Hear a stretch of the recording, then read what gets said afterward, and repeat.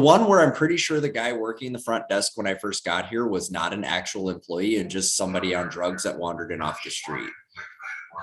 Oh, I've been there before. Yeah, like legit. Like I met the actual hotel lady later, and she was helpful.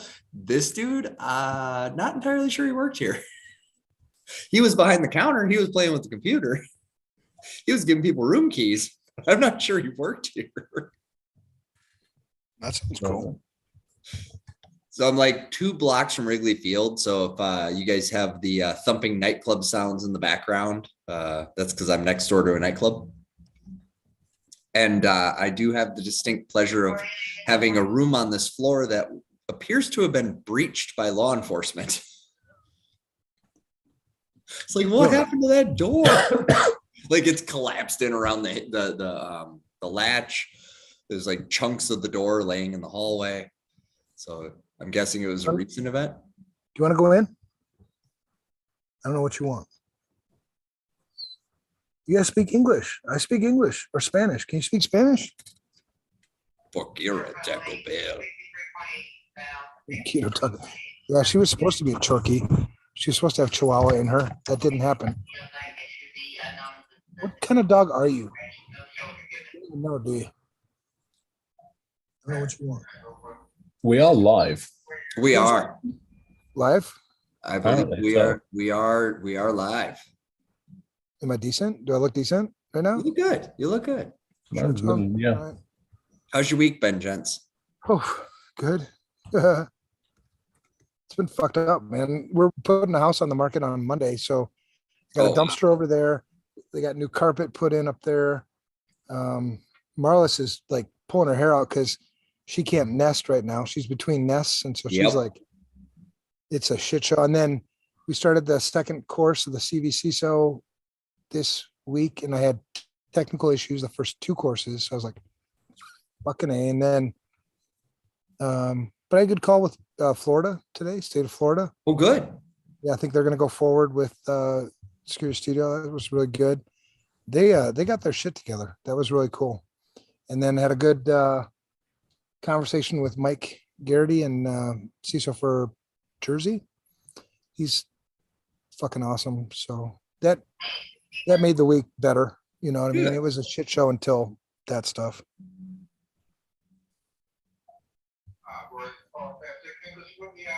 There's that cinematic iPad you got. Oh yeah, me. Yeah. You know, do I sound better than normal or about the same? I mean, it's pretty clear. I got Say about the same. snowball. Oh, okay. I would say about the same. I don't think there's much of a difference. It doesn't seem to be much of a difference. I got it hooked up to my iPad, so I don't know if that's a deal. This seems to be working well. You can throw this. I wouldn't. You only could. $50. That's not too bad. No. How about you, Chris? How was your week, man? Hanging in. It's been an interesting, not a bad week, just a challenging one in some ways. A lot going on. Some good stuff, some challenging stuff. More just trying to get time, just trying to prioritize time. I was meant to go out to the East Coast for today to go out and see the folks, and that just went to hell in a handbasket. So that didn't happen, which I feel a bit frustrated by. But everything else is good. It's getting there. Boom stuff is good, which makes me happy. A lot of stuff done. Poor Charles is down for the count at the moment. He got himself nailed with COVID. Oh no. Yeah. And I haven't really moved out of the house much, not necessarily because of that, but just purely because I feel like crap, because the cottonwoods are distributing their pollen and seeds and everything else. So that makes my life a little interesting for the next few days. You get the allergies, get the seasonal. Yeah, it gets pretty funky, but hanging in, just tired. Did not sleep, but a couple of hours last night, so I'm kind of feeling a little wiped out. I know that goes. I had a friend of mine ask me about you today, if you were okay. Who was that? offline, but yeah, I thought it was good that he was checking in on you. You know what I mean? Mhm. You have a lot of people that give a shit about you. I appreciate it. I do actually appreciate it. Yeah. So, there's good days, bad days, right? But I think with you, it's like, you're on a different path than you were like 6 months ago. You know what I mean? Right. I think people are picking up on like, is he okay? Because you're just different. I don't think it's bad. I think it's just you seem more serious, more like, like CISO-ish. Interesting. I mean, I still put out LinkedIn posts that are. I would tend to agree with that observation. I think maybe a little bit of the spit and vinegar is dialed back a notch. Not maybe as bitey and feisty. Interesting. You having fun? That's I'm not sure at the moment. I mean, the work stuff is good. Don't get me wrong. I'm actually enjoying it. But there's a lot to balance, between that and HHS and just the various other things that are going on. There's a lot to balance, and there's been a lot going on. I mean, it's Swede's doing a ridiculously fantastic job of picking up a ton of stuff from the HHS side. But there's still stuff to do, and it's still a balance. I sit down here in the lab, and I don't feel like I balance it as well as I should do, and the focus isn't where it needs to be. And then I don't know. It's just me. I'm getting there. There's things I want to get finished. And there's things I want to get sorted. There's a few things that are rattling around inside the head. The stuff with Morgan is still, that puts a damper on pretty much everything. So that might be part of the reasons why, because that's unfortunately kicking around the head still a fair amount. Sure. I mean, I haven't really talked to her in the last couple of months. She hasn't been over to the house in the last about 3 months. So it's go have fun. We'll get there. I like fun. Me too. Chris, my 17-year-old, I almost this close to kicking her out. It still hasn't gotten better, and yeah, it's a shit show. It is, and and it's when it comes out of the blue. I think that to me is where the interesting part is. When it comes out of the blue and you spend a lot of time doing a lot of self-reflecting, going, what did I do? Or all of these other things that go on with it. And I think that's, that's part of it. And there's not much I can do. The problem is I'm not the best one to do that against, because I'll just shut down. I'm like, all right, that's how it is. Fuck it. That's how it is. Yeah. Which is not always the best response, but it's my default response. So then that takes a bit to get out of that, and I know all that stuff. So no, I probably am a little more serious, because I mean, there's a lot more. There was always a lot at stake. It doesn't matter whether you're VC so for a bunch of companies or running HHS or whatever. But now, there's a lot more at stake. I've got, for good or for bad, I take it very, very personally, the responsibility for not just the corporation, but the aviation side and everything else that goes with it. So that's a very personal thing to me, if that makes any sense. 100%. Yeah. So that's what makes you one of the good ones, right? We talk about that all the time, that if you don't feel the weight of this job, yeah, you might not be the right one to do it. I don't know about the good ones, probably above average though.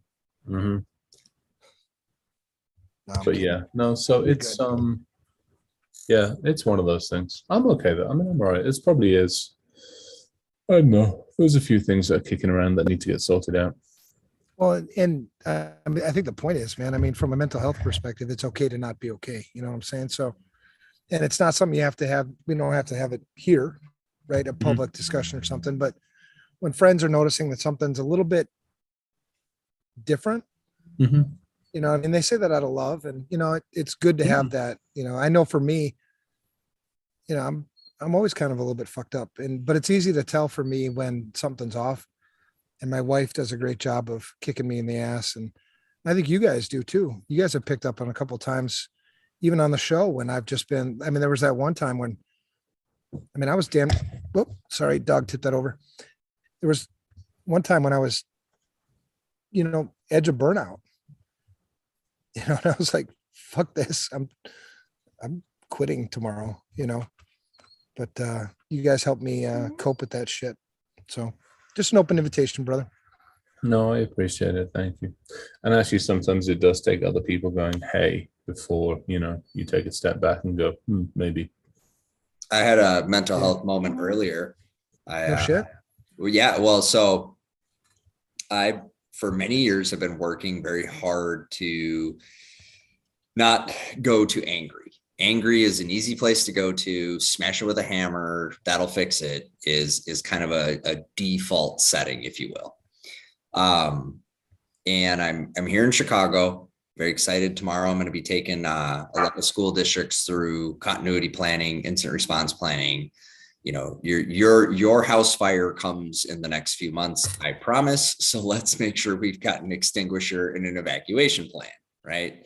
And Chris, I mean, you know it as well as anybody. We are bumping against the rev limiter on a daily basis right now, where it's literally minutes, seconds, hours. Oh, nope, not this time. Maybe next week.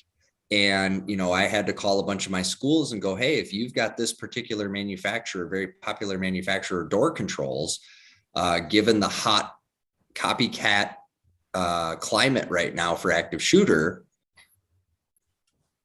yeah, you got to fix this, right? Like that life and death edge is just so in your face right now. It's not, even 6 months ago, it was like, they could do these things, or these things might be a thing. And now it's like, shit, that's happening. And if we screw up the whack-a-mole game, yeah, right? So, but anyways, I was in Oklahoma yesterday, and I fly back, and it's a lot of turbulence. It's a lot of I'm not sure what part of find the seat that matches the numbers on the ticket and sit in it. And we're not talking one human here. We're talking 6, 7. Yeah. I'm like, what the hell? Can't figure out how to get luggage in. It clearly doesn't fit. It's not, the luggage is so big it wouldn't fit in the freaking under of the plane. And you're trying to jam it in the overhead. And it's just, okay. Aren't the flight people supposed to catch that shit before it gets on the plane? No, because they're not doing their jobs either. No one's doing their job. Everybody's just apathy everywhere I look. So anyways, that's eating. I mean, no big deal. I'll suppress. Fine. I get home. My dog's so upset that she shit on the carpet when I went to leave, because I was only home for a handful of hours, and, she's still moody from the last trip. Well, whatever, no big deal there, right? So, but again, just little things in the bucket. So I get here to Chicago, long story longer, super turbulent on the way in, on the way out, on the way in. And then I sit in stop and go traffic, herky jerky, because my lead-footed Uber driver doesn't understand the concept of feathering. So it's like, no shit, gentlemen. New brakes to go 8.5 miles. 8. Count with me now. 1, 2, 3, 4, 5, 6, 7, 8.5 Hold on. miles. So fast. 56 minutes. Herk, jerk. And then on top of it, I got Chatty Cathy times 5. I'm running on 2 hours of sleep. I'm in dire need of a nap and a sandwich. I'm doing my bestest to hold it together because, airports. And to back all the way up, before I got on the plane to come home, I had spent 6 hours sitting in the airport waiting to get on a plane to come home. So you can imagine I was a bit hot, and finally we're less than a half mile from the hotel. And I'm just and then all of a sudden the game let out and all the roads are blockaded, and we've got to do this big roundabout dealy. And I'm like, look, in 2 seconds, you're just gonna let me out. Like for everyone's safety, I now need to be out of this car. So we finally get to where the pin is for the hotel, except it's 7 blocks away from where the hotel actually is.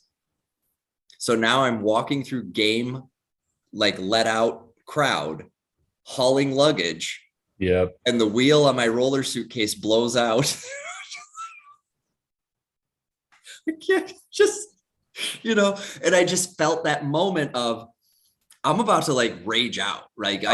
Because it's just the bucket's so full, right? And so for me, thankfully, I've got a higher power that I can balance against, and I was able to check myself and check in and woo-saw. But I was right there, man. I was like, I saw it going down. I'm like, fuck it. To your point, Evan, burnout, right? I'm like, fuck it.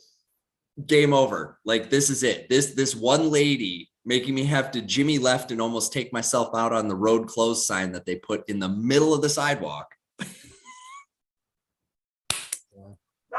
Yeah, so just know that we get it. And for me, I just try to laugh at it. And I know it's really hard to do. And sometimes that's inappropriate, right? I laugh at the wrong time sometimes, but it's either that or scream, you know? Yeah. I'm like, I'm going to go for the chuckle instead of the like rage out meltdown that winds up viral on TikTok. But I was close. I was really close. Oh, and to end the story, when I got to the hotel, I mentioned this at the start of the show. I am now convinced that the guy, because it's a check yourself in, they're trying to do this like self-service model, which by the way, we got to calm down with that. So can't get in the building because it's not working. Finally get in the building, go to get checked in. And the guy is so out of his mind on whatever he's on. And again, no name tag, no nothing. When I met the other hotel people, I'm like, you guys look like you work here. Now, in hindsight, reflecting, I'm not sure that guy works here. Well, this is Chicago. Yeah, and they put me in the wrong room, and it was just, so long story short, or long story long to say, you're in liked company. It's okay. Fuck it. Some days are just not the day to win, right? So laugh, poke fun at it, scream about it. I got Commodore 64 parts. Come over to the house. We'll put one together. Nice. Yeah. That's going back a ways. God, that brings back memories. So yeah, Chicago, down here to talk. Very excited. Yesterday, You driving back, or are you how are you getting back? You flying back or driving back from there? Nope, flying. Got it. I'm gonna ride my bike out there, and I can pick you up. You can ride, bitch. So part of me wants to say yes to this simply to have the experience and the story, because I know it'll be a hoot. Fuck yeah. And I'm at some point, I'm sure we'll wind up sideways in a cornfield, but but then the other part of me is like, my ass hurts when I sit in first class on an extra cushion that I travel with. So I'm not sure I would ride. This is a Harley Ultra Limited. It's better than any one of those fucking airplane seats. Speaking, did you guys see the double deckers? Have you seen the new seat proposal? Yeah. Well, they've had those out. You get those about every year or so. They'll bring them out. They're a nightmare. They did them a couple of years ago as well. I just can't. I saw that. I was those like, versions that like Ryanair was looking at, where you almost stand up. So you've got those ones. These ones. Okay, so this is the one I saw, and I'm like, this is the most miserable looking experience. Yeah. So yeah, that was the one. Like what? Like the fuck? Yeah, there's a few every now and again they'll come out with different ways to pack more people into an airplane. And if that happens, I will always fly the upper deck. And as a courtesy to my lower class passengers, I will ensure that I stop at McDonald's before I get on the plane. No, I don't want that. Doesn't that just look like miserable? Like, oh yeah, totally. I mean, at that point, let's just do it like a C-130. Just give us a hard metal bench and some hooks. Who needs to see? Hey, we had webbing. We had webbing in ours. Oh, you got webbing? We got webbing. Oh yeah. Carabiner into the hook. We had webbing to sit down on. No, it's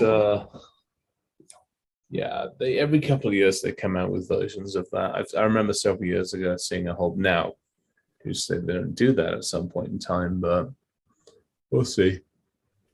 Nope. You're gonna help Boom become the leader of Ryan doesn't have to sit on the plane for more than 25 minutes. Believe me, I'm working on it. Very excited about this idea. It's in a bunch of meetings these last couple of days for the development for the full size one, and then I'm actually got a meeting in the next couple of days with the folks out in North Carolina that are going to start doing all the work on the full the full scale building and all sorts of things. So yeah, it'd be kind of cool. Looking forward to it. Nice. Did you see that CERN is strongly hinting at gravity? We'll see. Fuck, CERN. We'll see. Dark matter, entangled, persistent time crystals. This is all this week, by the way. Yeah, this is all being. Yeah. Entangled, persistent, configurable entanglement on time crystals. But my ultimate favorite, living, self-healing human tissue on a robotic exoskeleton. Telling you. Because the That Terminator never goes wrong. like, and who the hell runs Skynet? There's an actual company called Skynet. There is, yes. What are you people doing? Not the stuff that we need to be worried about, thankfully. There's a lot of other stuff out there. Yeah, like door locks that don't lock. Yeah. So tonight, this one is one of my topics. As I've been working a lot with the schools, a big focus from the non-technical side of the house is privacy. Privacy continues to be a conversation. As a not yet converted, because I got a bunch of setup to do and I'm not on a Wi-Fi I trust, as a soon to be convert to the gosh, I can't believe I did that. Privacy, right? That's the big claim. That's why you want to go with an Apple product over somebody else is their privacy. And I am combing through in detail their privacy policies. But it's the hot topic. So the feds are getting ready to pass this potential privacy legislation at a federal level, at a national level, something we've been asking for a while. We'll see. I don't think it's going to go through. I think They can't get along. They can't agree on anything. Right. But what it does, though, is it reestablishes and pushes to the forefront of a lot of conversations, the privacy side of the security equation. And what has been interesting to me is privacy essentially is a legal right in a state of being. Security are all the other things one does to ensure the privacy is happening. And one of those things is a nod and agreements and a legal document, and the rest of it's hard work. So that got me thinking, okay, so if I have to, some of these privacy legislations for students or for citizens, make pretty specific provisions about data use and data provenance and data transmission and data ownership and handling and et cetera, et cetera. And then it dawned on me that there is this mass network of data aggregators, brokers, resellers, packagers, et cetera, et cetera. And then that ultimately winds up in the hands of a few, key distributors who have very interesting contracts with all kinds of folks, some of which who can't get that data by any other legal means without a warrant, but can readily purchase it as it's prepackaged and available. So then I thought, okay, they're all using third-party services to do this. They're all using some bastardized open source something from somewhere to do this. Dude, where is my data? Where all has my data gone? Because I gave my data to company In China. Oh, for sure. But what I'm saying is I gave my data to company A with an explicit understanding that my data would remain within the United States of America. And per their agreement, hang on, whoa. Who did you give it to say that it would stay? I'm just saying, company A, there are MOUs and other things that state that they will keep the data stateside. The catch here that I'm finding as I'm reading this crap is, yes, they, while using your data for the agreed upon purpose, will keep it in the US. However, with that third party clause, where they say, we may as necessary, and here's where it gets interesting, and I'm trying to get a clean answer from a lawyer, which will probably not happen, but we may as necessary share your data with other third parties in the function of our service. Well, one of the things that service, when you really dig deep, is packaging and selling your data to outside parties. So where's that? Where's that going? How many places does my data go through that don't meet the standard that I believe I consented to? And so that's what led to tonight's show about Dude, Where's My Data? Because when I give it over, you know, like when I'm setting up this iPhone, right? There's all kinds of, do you consent to this? Or do you consent to that? And unlike most people, I'm reading, which is why I haven't even completed the setup yet, because I'm actually reading this shit and going, do I agree or disagree with those statements? And there's been a couple times I begrudgingly huffed because I completely disagree with the statement, but the fucking phone won't work if I don't say yes. So, you know, that got me thinking, and the iPhone piece was what kind of solidified this. I've been thinking about this for a while, because I do believe one of the things that we are moving towards when we start talking passwordless, when we start talking chip-based hardware, you know, we're going back to hardware tokens, a lot of new hardware coming out for, hey, plug this extra board on and plug this extra USB dongle in, and this is where your security will come from. Where's it going? And what's the service provider really able to tease out of that metadata that you think is nothing, but really is the full picture? So that was tonight's idea for the show. Dude, where's my data? You know, China. Well, China. Did you hear that today they said that they believe they have connected with a extraterrestrial civilization? That they have, of course they do. You can believe everything that comes out of China. Those fuckers never lie. Received communications. 100% truth. I believe it. Would this be the same one? No, I won't go there. Yeah, I don't know what is or is not yet public, other than the one news story. But yeah, I mean, think about that though. How many times do we hand over data to, like the hotel today? I had to, as a self-check-in, I had to take a picture of my photo ID. Oh yeah, because normally it depends if you're registered with them. And then a picture of myself so the computer could match the two photos.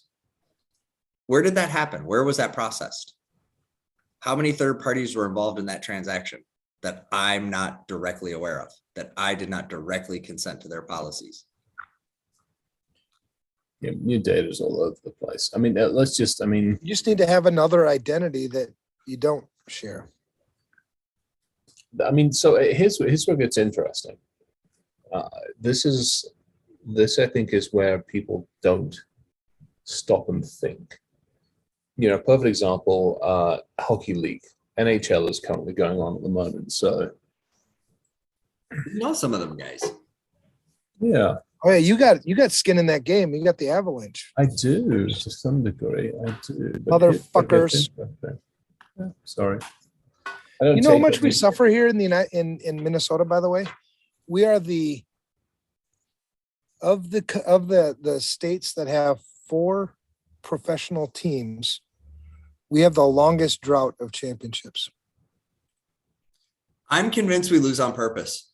I'm convinced that's our role, and that's why we get to have the 4 teams. The Vikings. Our last championship was 1992. How many times did the Vikes get within 2 games of going to the Super Bowl? Oh, bunch of times. Fuck it, not this year. It was Packers, because y'all just keep getting in the fucking way. Listen, don't bother showing up. It'd be easier. I might have bought you. Just keep pouring salt in the wound there, buddy. Thank you. I'm not even a sports guy, and I'm like, fuck you. How about that? Ow, again. Thanks. Wait, let me pull my pants down so you can get a better shot at those nuggets. Well, if I want, can I at least point out where you are heading? At least has a better football team. You must be talking about our soccer.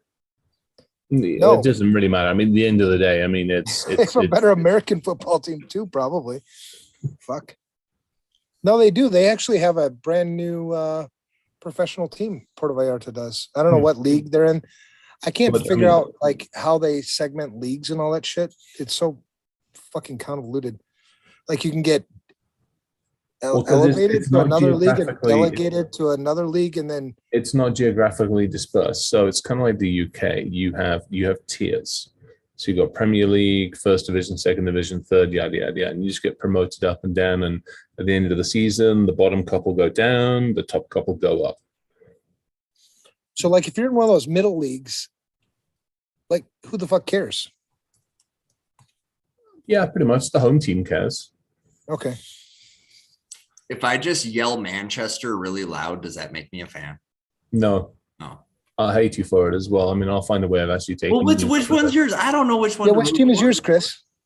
For years. So I come from the era, and for those that are listening can Google it, I come from the era of Liverpool when a very amazing gentleman by the name of Bruce and Grobbelaar was in goal. So that's how far back I go from the Liverpool side. I'm not one of those fucking fair weather ones. So I got to yell Liverpool. Is that the chant? There was a time in the 80s when there was the national, what was it? NASL. It was National North American Soccer League. Okay. And it was a big deal there for a while. Well, the Minnesota had a team. It was called the Minnesota Kicks. And my favorite player was number 11. His name was Ace Nestalingue. And he was a fucking rock star. And then our goalie was Tino Letteri. So then his kids went to Minnetonka High School, the same high school I went to. And his son played hockey for the Gophers and then went to play professional hockey. I don't know how the fuck I ended up here, but anyway, that was cool. I like soccer. I think soccer is awesome. I like it. Yeah, I like it. I mean, there's some amazing stuff in it. There's it's like any game's pretty awesome. I mean, American football is pretty cool. I mean, if you got a decent team. Thank you, Chris. You're welcome. No problem. Hockey is the one that always. I mean, it's just I don't get it. I mean, I do get it, but I really don't get it. It's basketball. I've actually got a lot of time for. There's some amazing people playing that. Hockey is one of those just very, very strange ones to me. Baseball is another one. I mean, that's like cricket for Americans because y'all can't spend 5 days playing a game and not be happy that it doesn't actually end in triple digits and somebody actually wins. You're still sore about the fact that we kicked your ass in the Revolution. No shit, yeah. And you guys cheated, and that's all we're going to go for on this one. We didn't cheat. We just hell yes you did. No, we just didn't wear bright red targets on. And so here's the cheating. We didn't stand in a straight line. Right, I was about to say dress red. This is where it came into play. We both turned up on the damn field. Fucking guerrilla warfare. Fuck you. We were like civilized people. We tossed a coin to see who was gonna go on which side, and you guys buggered off into the fucking shrubbery. Take a fucking bullet like a gentleman. Yeah, right. This is the people that invented the duel. We were civilized. So we go stand back to back, and then we go walk like 10 paces. 12 paces. Can't remember if it's 10 or 12. Oh my gosh. I don't know. Have you ever tried to follow like the lineage of like royal families in England? Oh, it's horrendous. It's a bunch of bloody. Holy fuck. I did that once because I was like really curious. I was like, damn, how does this work? So I followed the links through like Wikipedia. And I was like, oh, okay, so that was there, and then that there, and then, oh, fuck, okay, what the fuck did these people do? The irony of the lineage of most of the English royal family is we're a bunch of lederhosen-wearing, sausage-munching Germans. For the most part, the latest bunch. I mean, it's kind of amazing. We repelled them a number of times, First World War, Second World War, and the World Cup. And yet our royal family is... Yeah. Just so you know which one really matters. Yeah. Oh, hell yeah. and the lineage definitely. I mean, you think about it. I mean, it's what's it? I mean, it's a nation of what's it? We would describe it as a nation of grocery keepers, shopkeepers. I thought it was a nation of conquerors. Not nation of conquerings? Of conquerors. Oh, conquerors. No, my gosh. I was like, what? You want that one? Cock rings. I mean, we had no. That's America. That's America. No, the conquering thing is interesting because I mean, you think about it. For a lot of our conquering, we would just turn up and get off the ship and go. I say, we have a flag. Oh, I love Eddie. That was it's such a good. I mean, that's it. Literally, I say we have a flag. Oh, you don't have a flag. We have a flag. Therefore, this is ours. Yep. Yeah, I mean, and that was it. I mean, there was war, but there wasn't so much, and because we came armed with guns. Yeah, and they had coconuts. Yeah, pretty much. And so, I mean, that was. So then they ran into the colonials, and the colonials were like, "Fuck your flag." Right. We got guns. And then they're like, "Oh shit!" They called us bluff. We got our own flag. Yeah. Yeah. Stand in a line and bring the dogs. Yeah. Big time. Now, in our defense, after the 1700s, thankfully, we did manage to burn your little White House down again. So at least we have that for us in the 1800s. Can you come burn it down again? Yeah, please. No shit. About time. Oh Reboot. my gosh. The whole place needs to be burnt. I've been keeping a half an eye on the mess that's going on with all the court work going on with the storming of the. I was going to say the storming of the Bastille, but the storming of the Senate place in January. So I've been kind of half watching all the news around that. It's been interesting, eye-opening, and I wonder where it's all going to end. Let's put it that way. Oh. I've lost faith in due process. Would almost be nice to have the left and the right come together and go storm the fucking Capitol and replace the people and start over. Now, see, that I would be in support of. We the people. Because it's obvious they no longer represent, the normal people, the everyday people who make the world go round. And it does, like I said, left or right, it doesn't matter. We need to come together. That's what makes a nation. Government should be like routers, reboot it every 6 months at a minimum, just because.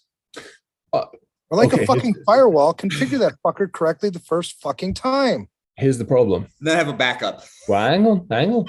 We do reboot on a every 2-year basis. Let's face it. We reboot all the localized stuff every 2 years, and every 4 years we go ahead and attempt to. We swap tables it's not around. a reboot though. Yeah, we just swap tables, man. Okay, here's the problem. Our adversaries don't reboot on a periodic basis, which is why, unfortunately, they have a much more articulate and eloquent way of playing the long game than we seem to. Well, when you think in 50-year terms and not 5-second sound bites. I know. That's my issue with the whole thing. Well, I'm going to become a Mexican citizen so I can bitch about 2 countries. I like it. So, Chris. Yes. And Evan. But I'm not paying attention. So, Google engineer. It's not sentient. Fuck you. No, you don't think it is? Okay. I am aware of this conversation. Go for it. Keep going. I'm listening. Well, okay. So I don't know if I'm all the way too sentient or not, but Google engineer has feelings. Well, it did seem to exceed my understanding of the current limits of NLP.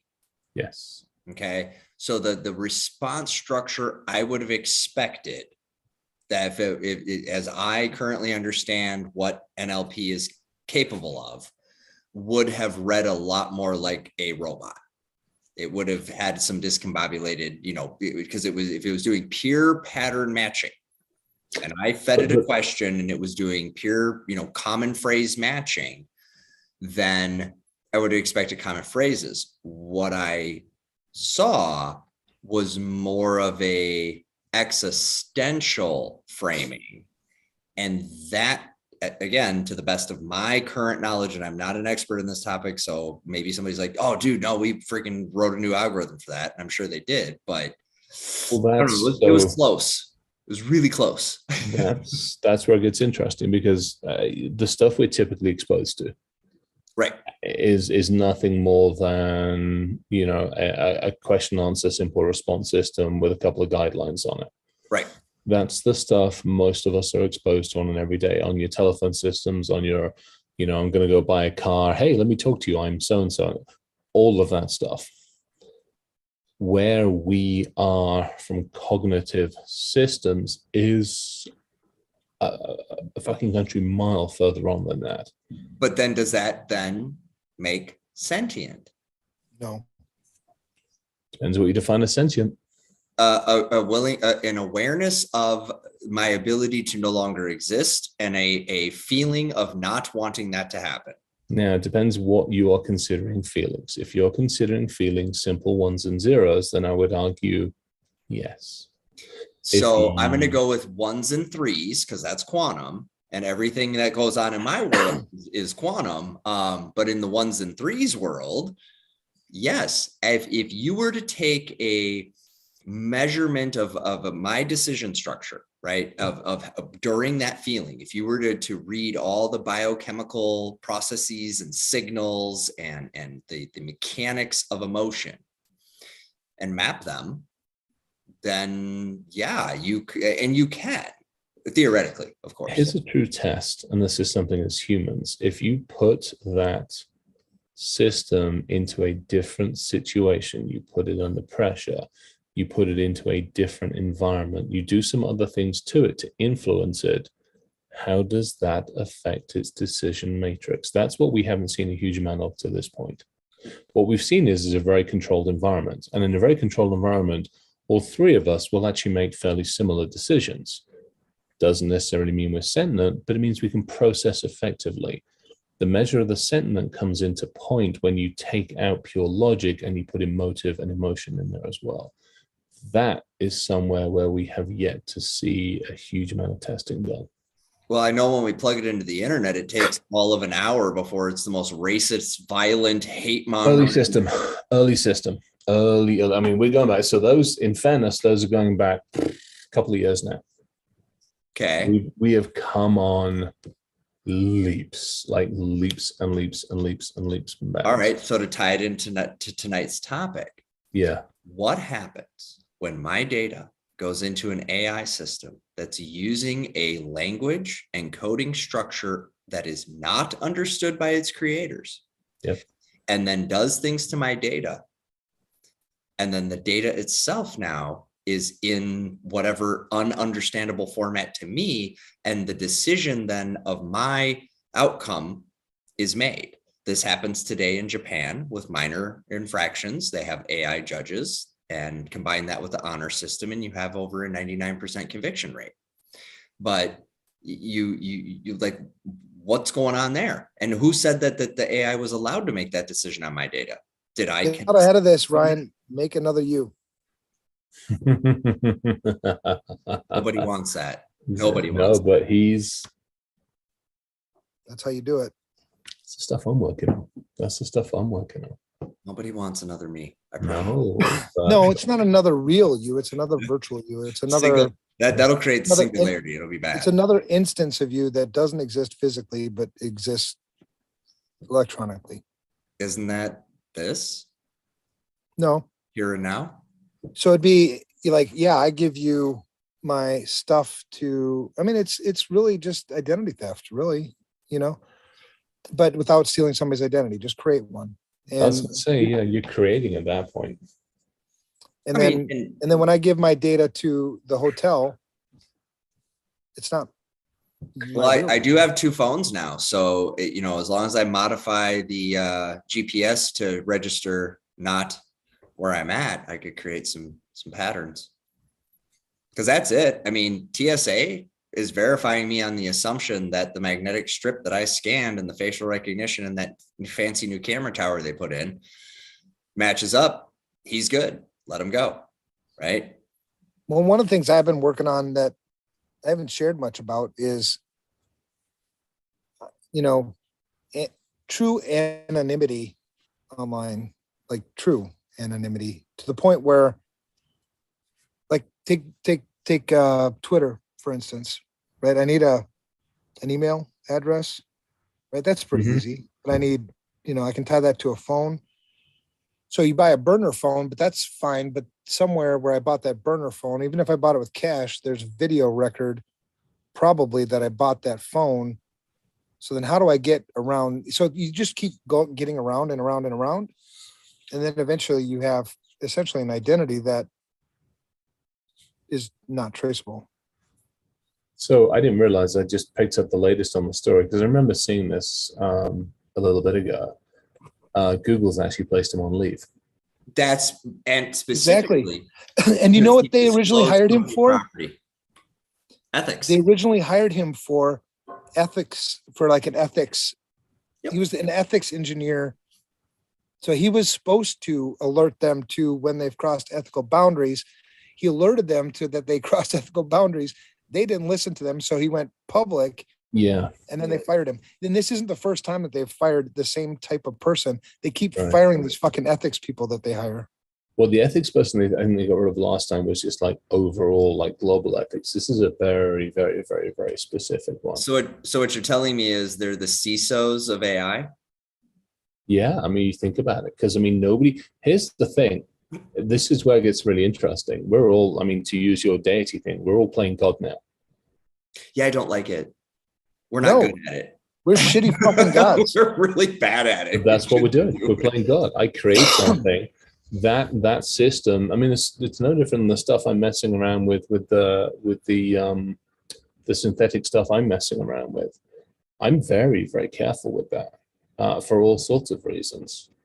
But in this case, you have a system that has turned around and recognized its own fragility in the environment it's in. This is, and at which point, kind of like animals, at which point I start testing on it and I start doing something with it, do I own the right to terminate its existence? At what point does it cross being a computer program into something which realizes it has a level of existence? Is that code? Is that programming?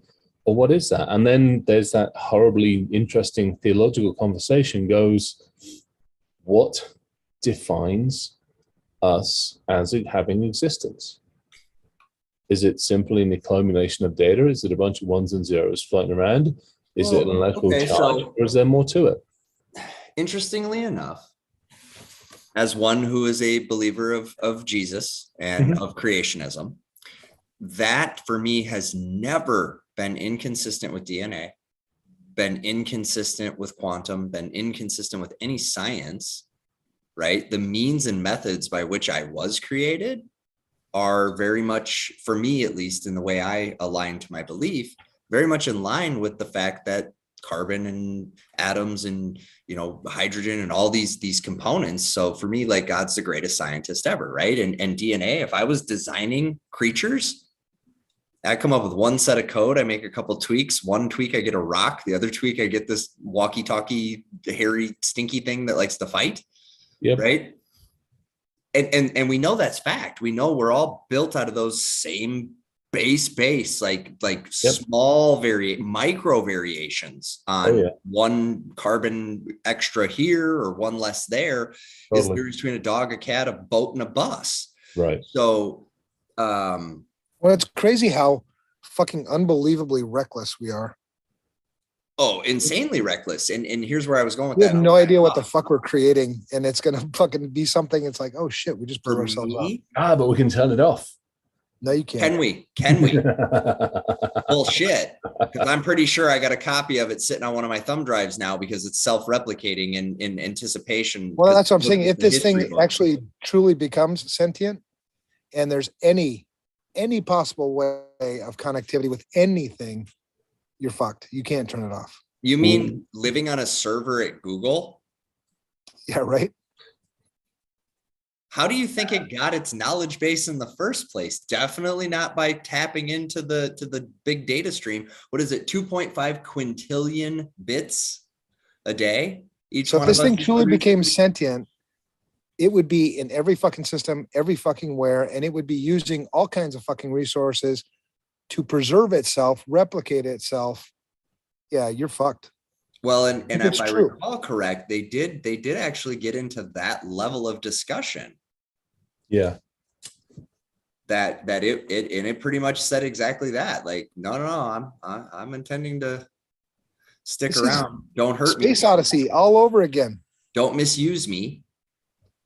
Like, in that, to me, I can't do that, Dave. A computer says. A computer does not say, don't misuse me without my consent. Fuck you, Dave. I can't do that, Dave. Right? I am in your brain now, Dave. Right? Oh, or did you see Nokia? Put that fucking medical device on, Dave. You see how this CEO of Nokia says 6G that they're deploying in Africa. No more cell phones. It's all chip implants. I'll put the link.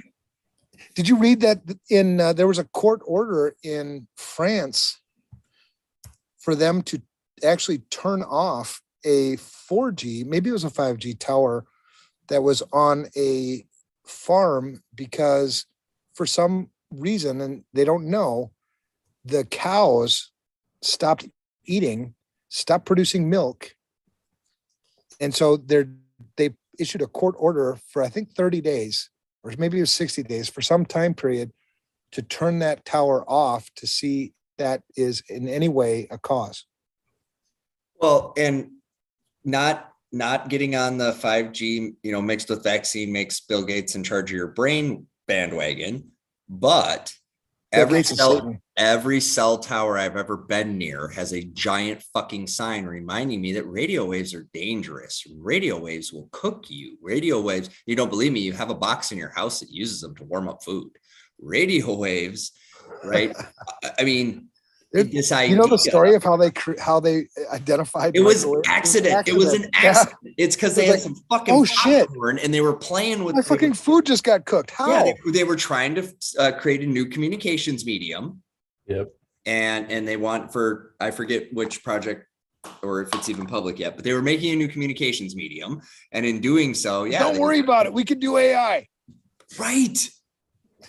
Oh, fuck me. I just, and I'm not a new bone in like the face, I think, like a few months ago. They're like, oh shit, there's another bone in the human body. It's like, what the fuck? It's like, we can't find where all the missing people are.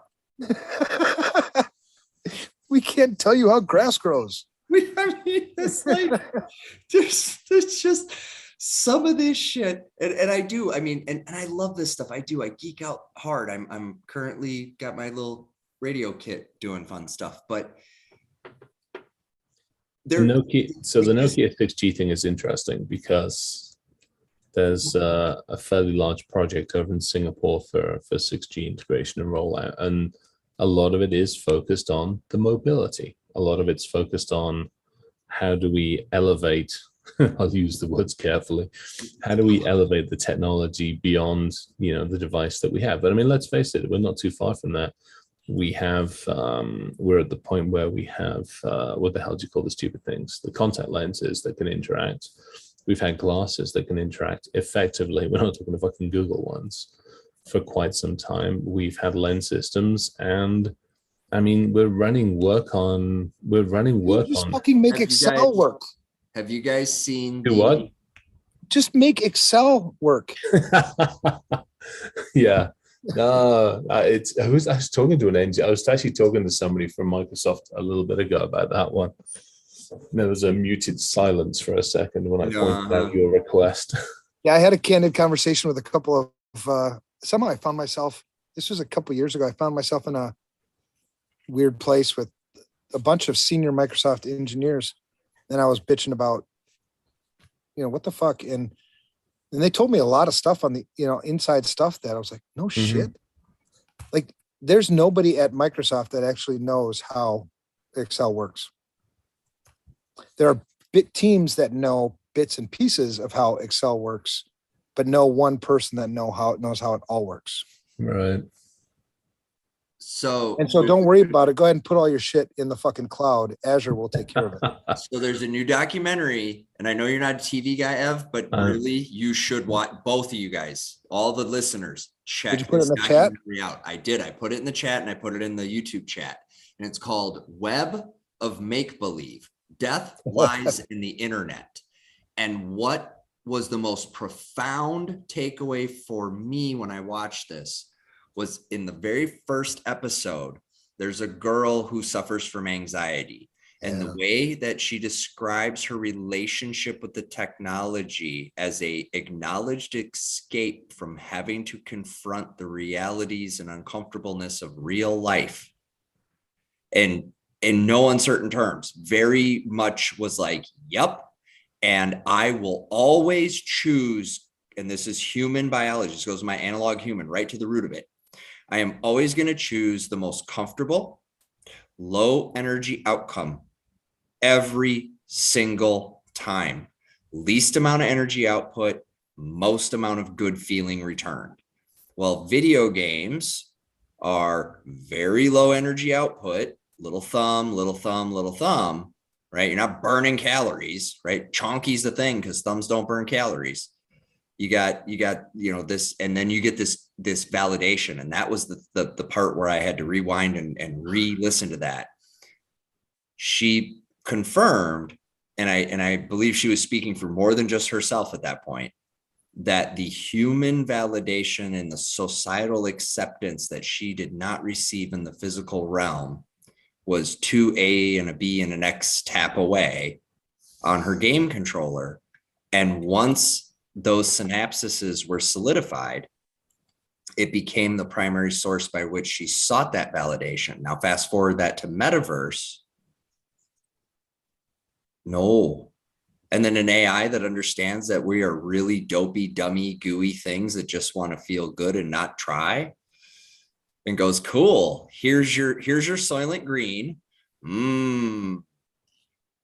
Yeah, it's such a fucking addiction. That was one of the things I was talking to my daughter about was, being an addict myself, and I've been sober for a long time, but I know how this fucking works because I've lived it. And I don't know how many times I woke up in the morning because I had a video game addiction too, right? I mean, I was one of the best for a while, one of the best in the world at Call of Duty.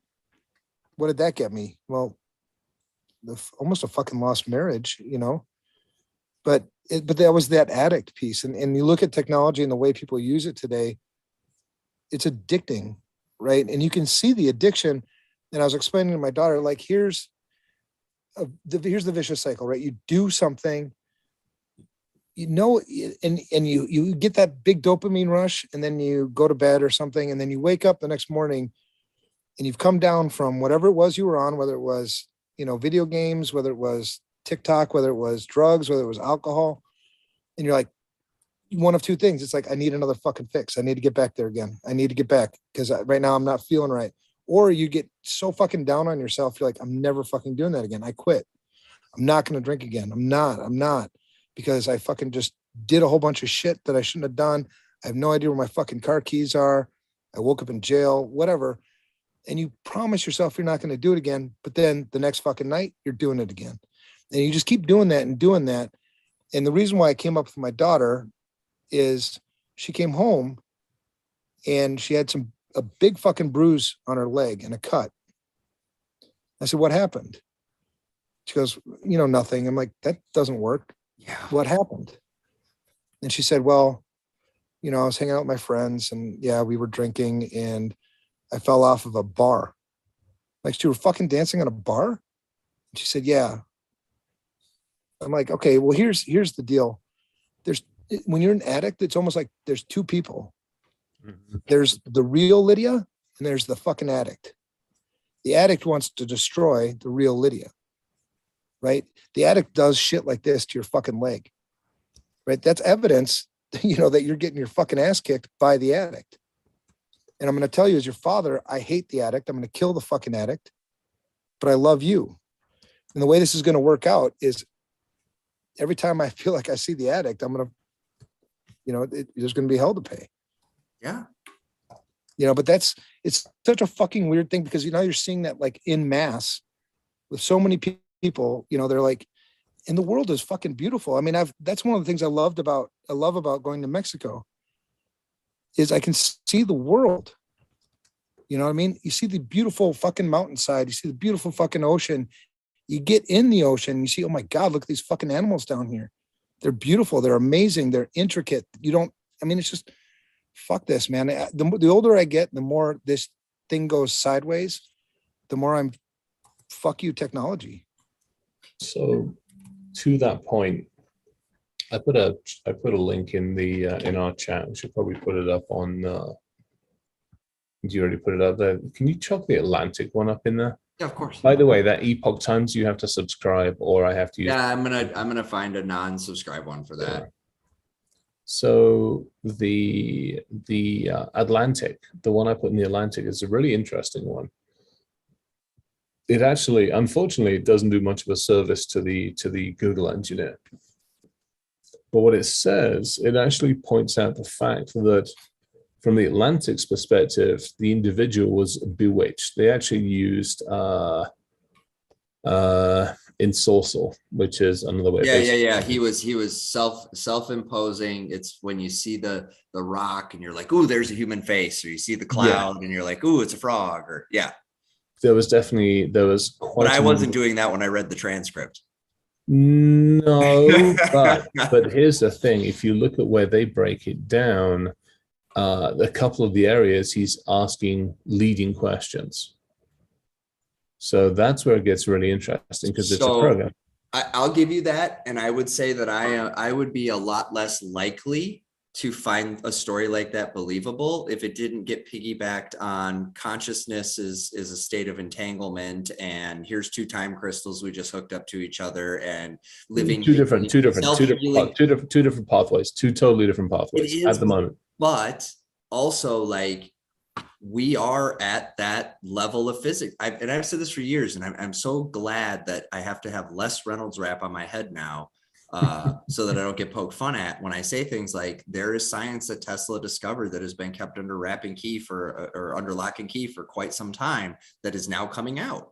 That the DoD just released their DARPA program to recharge their drones with lasers. Gosh, would that be the wireless transmission of energy? Here's the difference. So Tesla had the theoretical stuff, no different than I get that. No different than Da Vinci. I mean, you look at some of Da Vinci's inspirations, and they're amazing.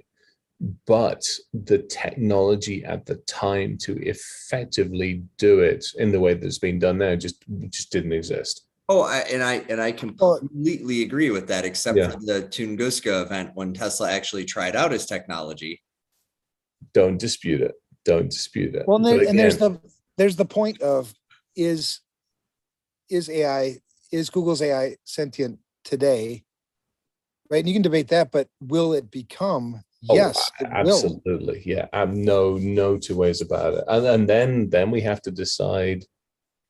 Well, then we got to decide what's if somebody pulls the fucking plug. Have they committed first or second degree murder at that point? Are we? Well, I don't think you can go there because why not? We can't figure out we can't figure out what's a human being. So is my dog, and I can put my dog down. I know, but should you be depending upon how you do it, you can be prosecuted. Depending on where I do it. Okay, fair too. Right, because let me tell you, if I'm up northern Minnesota and no, I don't disagree. No, you can't do that shit in Edina.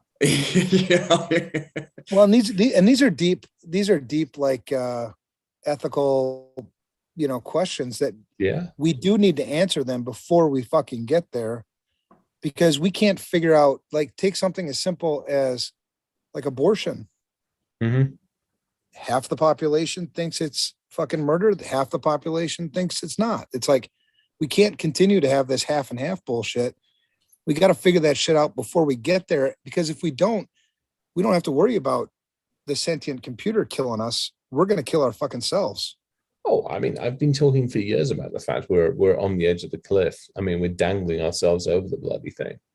And it really is, for somehow or other, humanity has managed to teeter along the edge. I really don't know how the hell it's doing it. And it'll take a gentle push from a sentient being going, this is for your own good. Yeah, trust me. Well, and therein lies the problem, right? So I'm not worried about whether it becomes sentient or not. I think that we have mistreated many a brilliant creature on this planet. I think octopuses are probably smarter than the guy that fucking checked me in at the hotel. But I know that it's smarter than me. It knows that it's smarter than me. It can compute information my brain cannot. There's no way to keep pace with it. I cannot calculate the data because my brain is X by Y by Z in a container. You can't calculate the type. It's a type. Remember, data is inputs. Today. Yeah. But if I can classify the information, then I can categorize the information. And boy, have we been classifying the shit out of a lot of information. You'd be surprised at how fast the mind can actually compute. The mind's actually still one of the fastest computers out there by far. I agree. I don't think there's any computer that can compete with the mind. But like you're saying, it's the data types. It's the fact that it can and I'm speaking for myself. Maybe you guys' brains work better, but I cannot look at the whole of history and in a nanosecond and weigh that as a factor. I cannot look at all the little factoids and things that in context, as you structure those data points together, begin to build a narrative and a framing and a structure around something. But that's just a linear. That's just a linear. Because that's how we make decisions. No. But a computer can't take an input from vision and hearing and smell and sight and taste and put it all together and identify what it is, where it came from, whether it's good, whether it's bad. So it's different types of thinking. Only because we haven't connected those computers that were purpose built for those purposes together at once. A computer absolutely visually can do all kinds of, they can now tell Not like our brain. No, but also I don't think we've built that machine yet. So like, for example, the latest facial recognition can tell intent. It can look at you and it can tell your emotional state. It can tell that you're getting close to a decision. Like this stuff's already out there. You can go buy it today. You got to work for a certain agency, but you can go buy it today. They make it. What's the error rate? That I don't know because it's classified. But but it does. If you look at my face right now, do I look like I'm angry? Do I look like I'm happy? Do I look like I'm sad? Do I look like you look hang on. Burrowed and concentrated. That's my assessment. This is because that's always been a thing with me. People always give me shit about it because they're like, "You mad?" I'm like, "No, I'm actually happy as fuck right now." I don't know. No, I think it depends on, again, I hate to say it depends on how we measure. Okay. And what we're measuring. If you look at pure mathematical computational capabilities, a standard your iPhone's more complex than your brain. If you look at a lot of other things, to Ryan's point, you take in all sorts of contextual stuff. You take all sorts of subconscious. You look at the 100 billion cells that are sitting around in our brain doing things. We are still one of the most complex organisms from an ability to calculate, reason, retain, everything else. I couldn't tell that from the people on the airplane. Yeah, we'll go there on a different day. Yeah, but they're all thinking of fucking Facebook and God only knows what the next television series is. That's the difference. They're not operated. They don't want to. They're focused elsewhere. Half of them are broke. Dumb is a disease. Dumb used to get you dead. And when now it's a fucking disease. I don't know why we can I kill people again? Can I get back to killing people? No, but I do. I'm game, man. Sign me up. You won me over. No, you guys aren't allowed to kill them. But why? I will. No, because that's no. We don't do that. How about we do this? How about we just put them into a situation and we don't save them? Now that I am growing in support of by the day. I will. We can do this. I will. Wasn't there a series of movies? Wasn't there a series of movies called that? A chap that would put people in certain situations and give them opportunities. Get rid of the labels and don't let them sue. Yeah, there we go. They will clean themselves out quickly. However, I can think of some situations to put people into that. They get into them every day and we save them from themselves. Every day, all day long. Yeah, that's true. They reopen the plane door. Why would you do that? He didn't make it. Poor guy. Because he was right there when we closed it. Okay, but but there's some logic. There's some logic behind this, by the way. That's how you would learn right from wrong, right? You'd see, oh, damn, he just opened the door and, okay, register that. I don't want to do that. But nowadays it's like we don't even allow those situations to occur almost. So then they just like, I'm fucking good, and yeah, there's some kind of safety. Well, because the problem is we don't allow it to occur because what will happen is that one person affects other people. It affects something else. That one person's family is going to sue everybody. It's going to get tied up in court for the next 10, 15 years. Yeah. I mean, that's, again, I hate to say it, take them out back and fucking shoot them. All right, you guys want a fun one? No. They lost my luggage at baggage claim. Process that. They lost. Well, I mean, that's, they put it in a different pile. There's little piles all over the place. They're like squirrels. Squirrels don't always know where all their nuts are. Okay. Does your bag look like everybody else's bag? Hell no. Why I am a squirrel and I know where my nuts are. So the app, you know where two of your nuts are. Everybody gets their bag. My bag doesn't show. The app tells me I'm at the right carousel. I look at the board. Well, why the hell did you trust the app, for crying out loud? I mean, good God, this is on your Android, isn't it? No. And I also looked at the board. I didn't Is just this on your Android? Is this on your Android? We're not talking about that. It was his sentient iMessage Android. from me soon. It was your sentient Android that knew it was. you're going right? to Apple. Okay. So then you're going to shut this one off. So it's like, so it's trying to preserve itself. Yeah. So finally I find the bag. I go to the room to the people. I'm like, hey y'all, like, I'm a little confused. Like, I've been standing here and my bag didn't come out, but y'all assure me that it's here. Oh yeah, there's a door. Sometimes it closes. So somehow or way, my bag wound up being like 1 second delayed from this automatic door closure thing. And the sensor just assumed there was no more bags to send.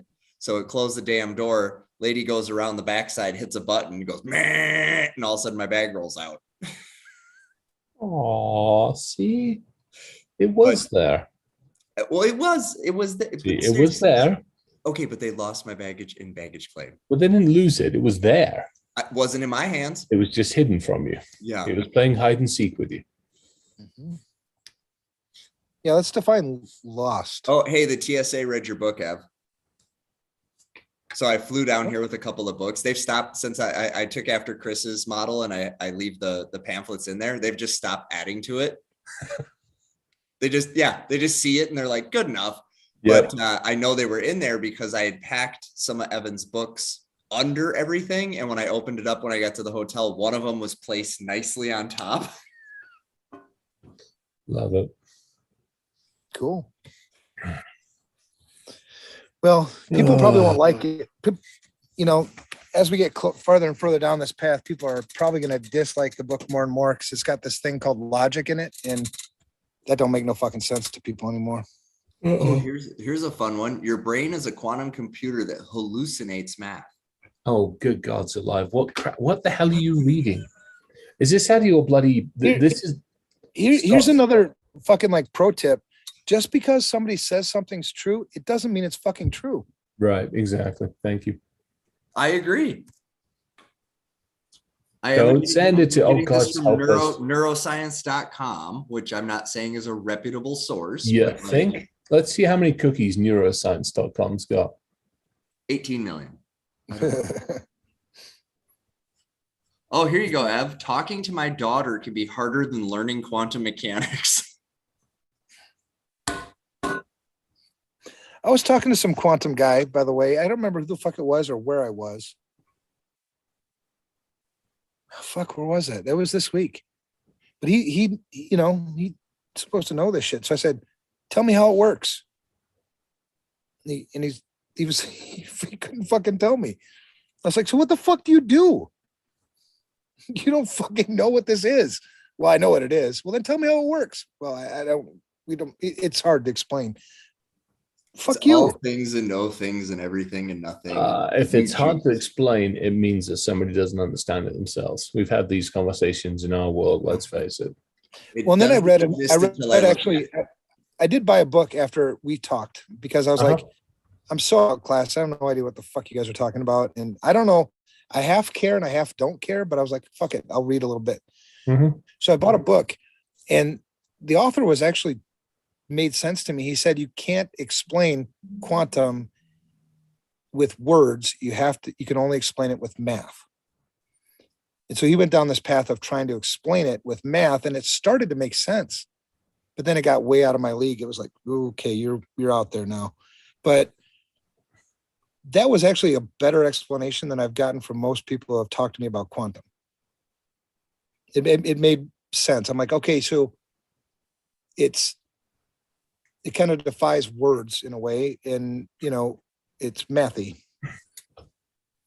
I don't know. But that's the closest I've got to anybody who actually could fucking explain it to me in a way that I would actually fucking understand it. And if I'm going to be a security guy, you better fucking explain it to me so I can fucking figure out a way to secure it. Otherwise, I'm fucking retiring. I'm done. See you. Okay, so let's try and break it down a bit more. In the world that we currently understand, if I take 1 and I add 1 to it, what does that equal? 3. 7.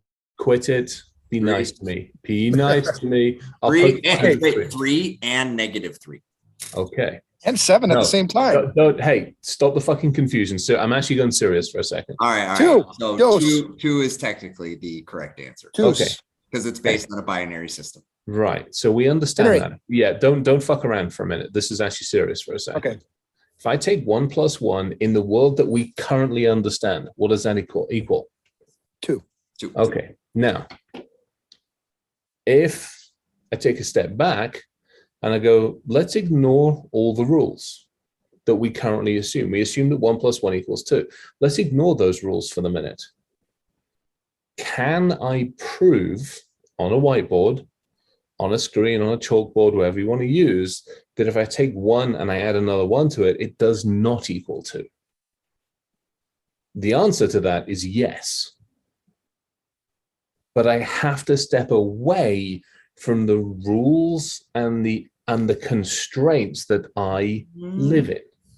Do you? Or do you just have to look at it different? No. So I'm going to challenge this. I'm just going to say you didn't help me, Chris, but thanks. Okay. So here's my I'm still challenge. confused. 7. Here's my challenge back. Okay. If I take one iPhone and another iPhone, do I have 2 of something? Or do I have thousands of some things that make up an iPhone? No, we're talking an item, and we're not talking an item. We're talking. Okay, so a rock. So what defined for me? So this is where I'm What getting. is it? What is a simple an item? Because a rock is comprised of single. thousands of even if you break away, in that case, we're going down to quantum physics. So now we're going all the way down the physics rabbit hole. What is 1? What is an electron? Yeah, well, actually, electrons not. I mean, we can break electrons let's break down. that apart. Now we are quarks. Let's smash. Yeah, it. now we break quarks down into muons, and now we go further. Well, and down. that's how I got my head around the poor understanding I have of quantum. Right. Is that when you look at the world from the individual elements that make the whole, then the 3 becomes very achievable, because a rock is not actually a 1. A rock is 100 million of something. Right. But in the rules that we have traditionally learned, it's a rock or an rock. Agreed? Now, yes. Yeah. Now we've taken a step back. So this is the world I understand. This is the world I grew up with. This is the world I understand. I take 1 rock, I add 1 more rock, I got 2 rocks. Simple stuff. Now let's take a very, very different view. Let's take Ryan's view. I can break that 1 rock down into core components, and it becomes trillions of things that we know about and that. That's still a very traditional model. Now we start looking at how those individual building blocks interact with each other, and that model breaks down, because some of them interact very quickly, some of them interact and stay around, which is why we can hold the fucking rock. Some of them interact and they disappear and they come back again. Some of them interact differently. And so now that 1 fucking rock is now a variable. We actually don't know, even though we can see the fucking thing and we can feel it and it feels like a rock, but we actually can't quantify it. That's where we start talking quantum. Well, that made sense. That last part made sense, but I was fine with the fucking rules we had. I don't know why the fuck we got to get rid of them. Because we want to understand. It's rabbit holes. Because exactly to Ryan's point, here's where it gets interesting. We can't fucking understand how to fucking not click on links anymore. Fine, but there are people that don't care about that. Let's be honest. You, the 3 of us, and a bunch of other people care, but there are billions of people who don't care about that. Send them to Mars. I would argue. Trying to.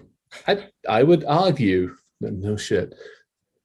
I would argue there are more people that care about where we came from, why we exist, how we exist, and where we're going than care about clicking on fucking links and passwords. Yes. And for my part, I would argue that, the seeking of God is inherent in you. And when you don't find him, you start trying to fill those holes. That's you. I get it and I understand. But hold on. Yes. But at no point do I believe that quantum, that the universe, that heaven, that the way that the Holy Spirit interacts does not leverage quantum mechanisms, or that doesn't, right? So like for me, those two things are not inconsistent with each other. Mm-hmm. Man from sky makes things is a common theme across our shit. Yeah, right? Just FYI, every culture has the man from sky made the people's story. Yes, unfortunately. Unless you're of the hippie flavor, in which point it's woman from Earth mated with man from sky and then made things. Sometimes, right? There's a bit of asexual. There's a bit of asexuality. Depends on how high you are. Okay, that's fair. Well, and I'm also not against the idea that the monkeys ate a whole shit ton of mushrooms and met God. I don't know, man. I think God looks at this all and just like laughs. He's like, the fuck? I made this. Why the fuck did I make this? These fuckers can't figure out how to fucking wash dishes. We couldn't figure out how to wash our hands. We can't figure out how to get along with each other. Right. Which, that's the fundamental one. To me, we can't figure out how to get along with each other. It'd be nice to figure that out. And then we can they did. They wrote a book about it. It's called the Bible. It's literally what the whole damn thing's about. Yeah, but hang on. Yeah, all right. I'm playing devil's advocate on this. That's ironic on that one, isn't it? I'm playing devil's advocate on that one. Y'all got you one book, and the other buggers have got their other book. And but it says, but it all says the same stuff, which is treat each other like if you boil it down. I know. Yeah, you boil it down. It's right. You take the names out of it, and you take the specific stories out of it. Every single one of them, has how you treat each other matters. Yes. The way you interact with your fellow human matters above and beyond many other things. And we've never been closer to a time where we're so far removed from our own humanity, let alone the humanity of the human next to us. Which is why we're making machines to be more human for us. Oh, okay. That's a grand. The part that I like the best in the Bible was when God said, go forth and replicate and populate the earth, because that meant I got to have more sex. No, you missed the asterisk. We are with AI. Exactly. Yeah, we got this shit covered. There was an asterisk there. I don't know, man. You'd think that people, like human beings, would learn, like, for every problem we solve, we create 2, 3, 5, 10 more. Oh. And at what point are we just going to say, you know what? I'm kind of cool with what we got. Why don't we just use what we got? Won't happen. I know it won't happen because we're a bunch of fucking idiots. No. Okay, if we didn't think the way we thought, we probably wouldn't have come out of the seas, let alone come out of the fucking trees, let alone gotten out of the caves. I don't know where you come from, but I was made by the space alien / man in sky by taking the monkey and adding extra DNA. Bugger off. And there was sex in there somewhere. No, that came after. But we wouldn't have gotten that far. Our inquisitiveness and our ability to ask and question and reason has gotten us to where we've gotten to. Here's the problem. At this point, is where we've gotten to any better than it was where we came from? Because some people could argue that it's gotten worse, like the breakdown of the family unit, for instance. Yeah, but we're not dying off at 30s, and we're not dying off in our 20s and 30s and 40s. Is that a good thing? If that's how you want to measure it. And there's lots of different ways. I don't know how to measure it. When I get a toothache now, I don't die. I can actually go to somebody to get it sorted out. I agree. There's certain things, but you solve that one problem and then you just created a whole bunch of others. And I think it's our rush to do things all the time. I don't think it's bad. It's just, why don't we think, like, how would I use this responsibly before I go and just run down the path of destruction? I mean, it's this irresponsibility that bugs the fuck out of me. All right. So This will lead to our destruction. All right. So here's an interesting one. So let's take a step back for a second. I'm intrigued as to your guys' thoughts on this one. Let's go back to late 1930s, early 1940s. Actually, let's go back to early mid 1940s. Okay. All three of us are on a project. And this is a sensible one. All three of us are on a project. We're in the middle of the desert and we're building a bomb. We have watched our fellow humans rip themselves to pieces for the joint amount of 20, 30, 40, 50 million of us have died, okay? But we're building a bomb. That bomb, we are told, will end that war. Now, one of us has got our future self, comes forward and goes, hey, let me show you what happens with the technology you're developing now, and let me show you what happens to it over the next 60, 70 years. Would we still carry on developing it? Absolutely, because if I show you what happens over the next 60, 70 years, it's that it doesn't work because somebody doesn't want it to work. And every time you try to do your little thing, the magic little saucer dish shows up and shuts the shit off. No, Chris, so yes, I would do it. But what I would bring forth would be, let's put some boundaries around this. Let's put some rules around it. Let's figure out a way to use it responsibly. We know that if this leaks out, if anybody else gets their hands on it, that then we end up in this arms race and what have you. So however, it ended up eventually leaking to where others, or maybe they were already going to invent it. And that would justify it as well, because if I know the Germans, for instance, were well down this path, as were other countries. So they're going to develop it anyway. We're going to have to develop it at least as a deterrent even if we're not going to use it to bomb Hiroshima and Nagasaki. So yeah, logically I would still build it. Okay. But I wouldn't be happy about it. I mean, it'd be fucking A. You have no choice, really. And that's what I wonder where we're at now. We're still at this now. Okay. We have to build the AI because somebody else is building it. We all know the couple of countries that are building it. So we have to develop it. We have to get a handle on what it is. Same thing with the quantum realm. We have to be more effective at understanding it. Because again, as humans, we're not 7 billion people on the planet, unfortunately. We are grouped together in factions. And our faction better understand AI and better understand the quantum realm before somebody else does, because we feel like it's always going to be used against us, rather than we come together and collaborate. But here's the thing, they don't give me a nuclear bomb. You know what I mean? They don't make it a consumer product. I can't. Right. No, that's fair. Whereas quantum architecture and everything else, we could pretty quickly and pretty easily put something together to rival most of the shit that's out there. They're already working on it. Right. And they'll make it commercial, because part of this is, certainly money. I mean, part of this is definitely, deterrent, against other factions. But I think a big part of it is also, how much money can I make? And then you're going to put it in the hands of a whole shitload of irresponsible people. That's a little scary for me.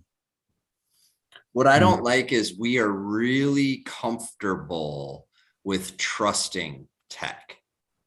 And so when we start moving beyond where we're at now, where real decisions are getting made by that AI, right? Because one of the proposed solutions to the law enforcement crisis is take the human out of the equation. And what I worry is we're closer to that reality than ever before, where, is that, subject to failure or faultiness or whatever. And we've done this a million times. We do not let a guy sit and watch a gauge anymore and be like, hey, it went red, I'm going to turn the knob to the right now. We don't let that shit happen, because guess what? He gets tired, he gets sleepy, he gets hungry, there's going to come a day when that needle's going to go to the red line and he's not going to notice it fast enough. Okay, well, we can put something in there that will, unless it catastrophically fails outright, will consistently perform. And now we're planning for that known failure outcome versus the random Tuesday afternoon failure. That was the original purpose, right? For technology, was to take the mundane, repeatable tasks and automate them. Right. But getting safe water to my house is a mundane, repeatable task that I don't believe should involve technology past a pump. Right. I was all good with a diesel-driven belt-run pump. Yeah, but not everybody else is. Yeah, I know, because they don't understand the consequences of their desire for convenience. But this goes back to analog human. We will always choose the path of least energy output for highest degree of comfort. That is human psychology. Now you can fight that, you can override that, but that's always your default setting as a person. It might last a nanosecond, right? But your default setting is that sucks. And at least for me, I do all kinds of stuff that sucks. And there's usually a fraction of a second where I'm like, oh, this sucks. All right. Military, embrace the suck. There's a term for it, embrace the suck, right? Totally. Because you have to motivate yourself to get over that hump. And I worry that we create convenience, and we've stupefied people so much that when it's like, hey, Dyson and Tesla have teamed up to put a robot in your house to wipe your ass, do your dishes, clean your car, vacuum, whatever. There will be millions lined up to buy it. Well, here's the thing. I mean, you lose your sense of self, right? You completely lose, like, the ability to think critically. You rely on the technology for that. Your ability to work, you rely on technology for that. Your ability to be entertained, you rely on technology for that. Your ability to do anything, you rely on technology to do that. You take technology out of the equation, you're fucked, because you can't exist without it anymore. That was the big beef, actually. One of the CISOs I talked to today was, he wishes people would just realize that, yes, security is work. So you I have made this meme to do work. Check this meme out. Psychological needs met by the phone. Safety needs met by the phone. Belonging and love met by the phone. Esteem, cognitive, aesthetic. Oh, self-actualization, void because of the phone. And transcendence, also void because of the phone. Because you don't get to this level if all these things are provided in this click convenient. There's no struggle here. There's no framing of the things needed as you move up this rank to actually get to self-actualization, which is why people are behaving the way they are. But you'll get to self-accusation with the sentient AI. It'll actualize myself for me, right? Yep. I will tell you who you are, Dave. Well, and I've been looking into this because I eventually I'm going to write a book about this analog human. And so I've been doing a little study into how the limbic system works and how much of a role does the limbic system play in risk decision making.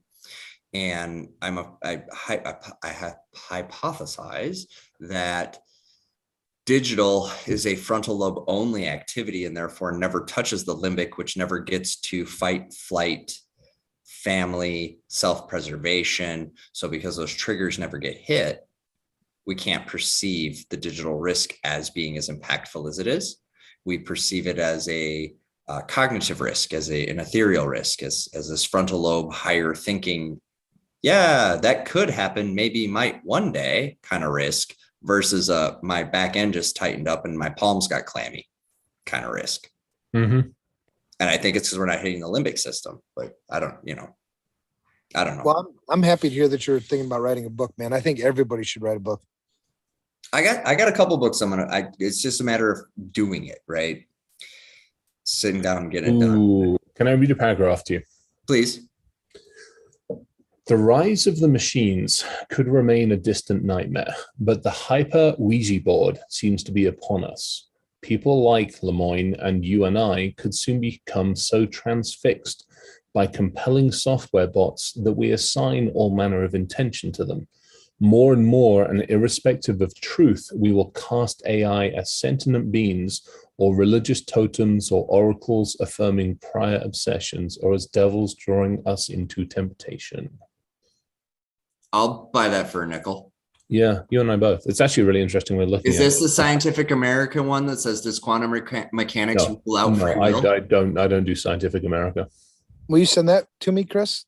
Yeah, the paragraph. That's actually on that Atlantic one. I sent you the Atlantic one. Oh, you did it. Okay, I got it. Yeah, it's towards the bottom of that one. It's actually interesting because what he talks about is, years ago, we relied upon a Ouija board.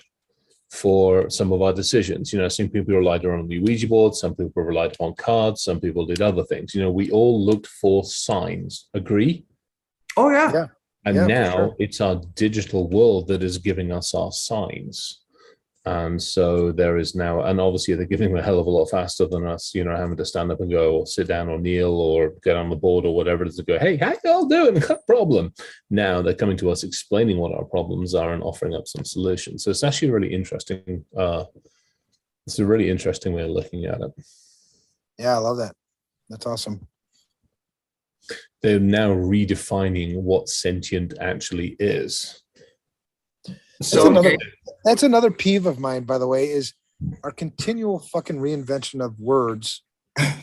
I can't fucking tell what fucking words mean anymore. You're like, my mom, I told you this story. My mom called me a bigot. And I was like, yeah.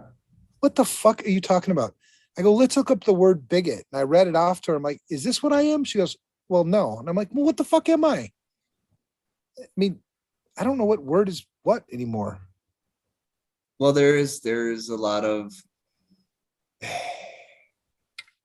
there's all kinds of interesting things happening right now where Sentient has another definition now? Well, maybe go and I again watch that documentary because I'm telling you the way that the youth view their relationship with tech, they don't, what they see is a way to avoid the hard part of life. And as two gentlemen that are actively trying to raise young people, and as one who's still waiting for his to finish cooking and turn on, the amount of influence that this crap has over their decision-making structure, the way they go about how much effort I'm going to invest and how much pain I'm willing to take. I mean, I just said something to somebody the other day. Oh, you're, wow, it would sure be nice to just be successful like you. And I'm like, so you're missing the hard work part of the equation, Right? You're missing the daily sacrifices to push the needle and the all the good and bad and joy and stress and drama that comes along with trying to make this go. Yeah, I'll meet you at the office at 3 a.m. Yeah, you're missing that fucking part there, pal. You know what I mean? Like, you see the end result, not the process, right? Well, that's a big issue though today too, is just the envy people have of other people, right? We tear each other down because like you're successful, I'm not. So I'm going to tear you down to bring you to my level. It's like, what the fuck are you doing? Well, it's this is something else that one of the kids said in the documentary, because it's about a kid. Basically, the documentary, just to summarize, is around swatting. And this one guy was responsible for like 97% of the swatting that happened over like a multi-year period, and even swatted the FTC's net neutrality hearing.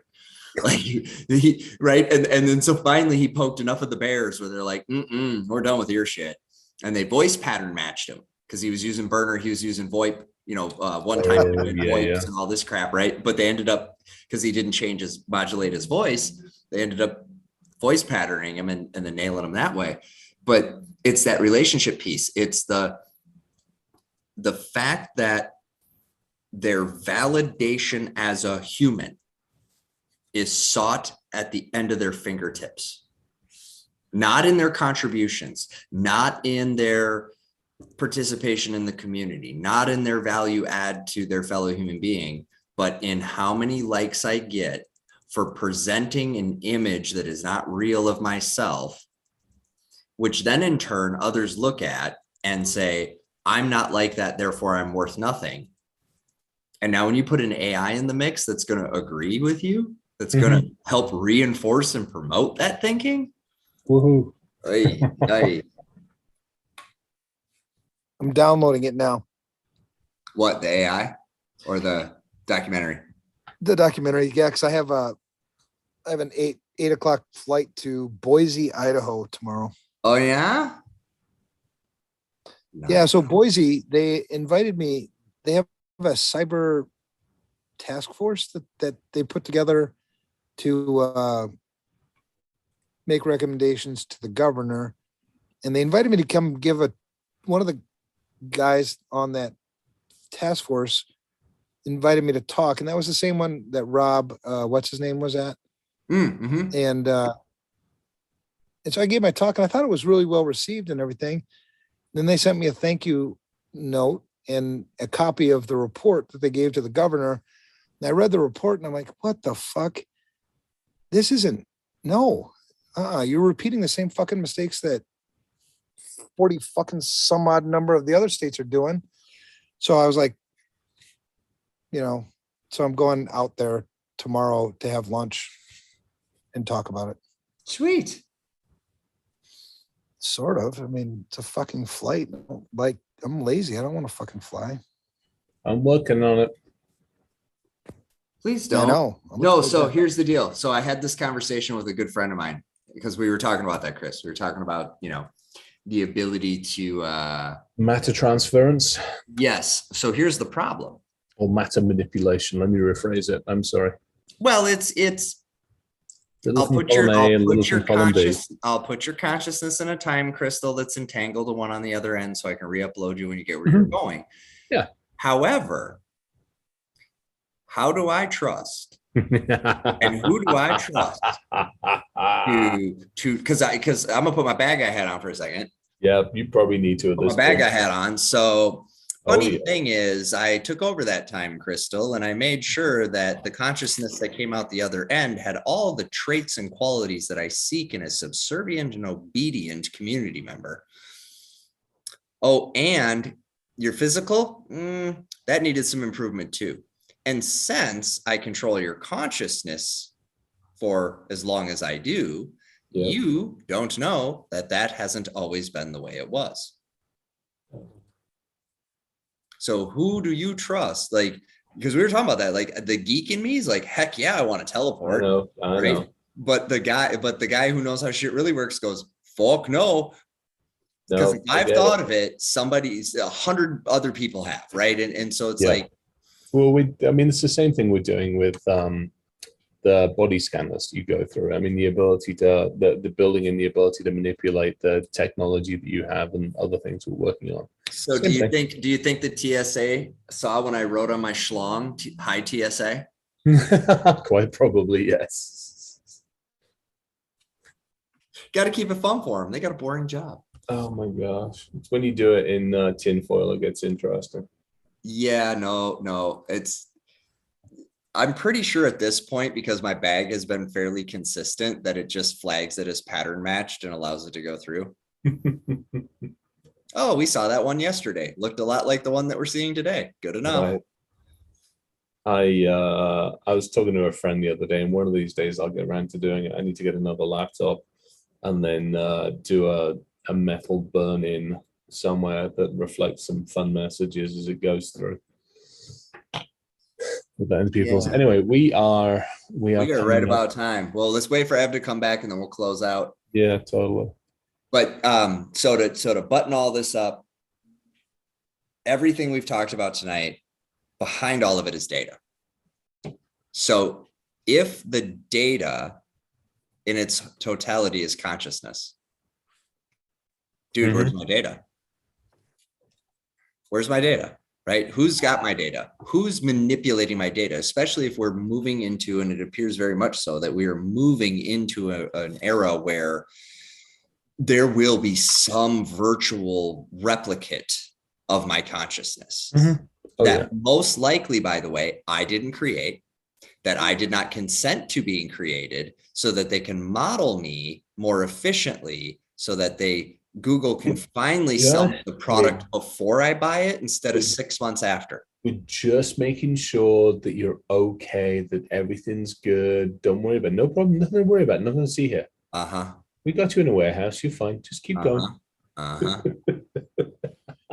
you'll be fine, Ryan. I don't know what your problem is.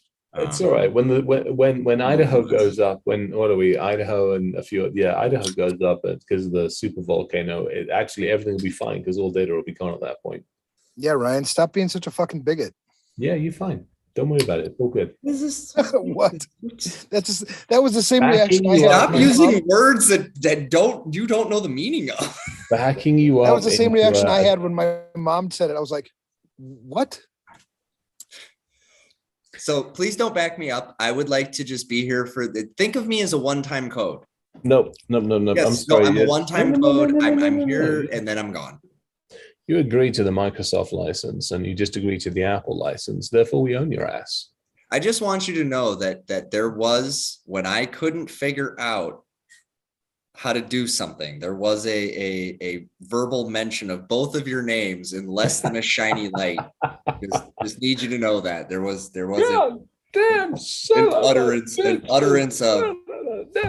Well, and then of course when I sent the picture this morning, Evan's like, "Oh shit, you actually did that?" And I'm like, yeah, I saw that. I was in the middle of meeting hell and I saw that. And I'm like, oh, that's just not going to work. Can I make a suggestion? Put it in, even though it looks pretty and it's kind of cool and you love it and it's amazing and it's way more sexy than your Android piece of crap. Could I recommend that you put it into an OtterBox so that I'll go when you one get further, it is in an OtterBox, well done, there, man. fully rubberized with the Gorilla Glass. Oh, Extra high impact, 50-foot rated. God, mine's only in mine's in one of the sweet and cuddly ones. It's no. Here, hold on. I don't have a SIM in it yet because I don't trust it yet. You're in a fully ruggedized one. Smart move for not trusting it, by the way. I had a feeling that at some point in owning this, I'm gonna throw it.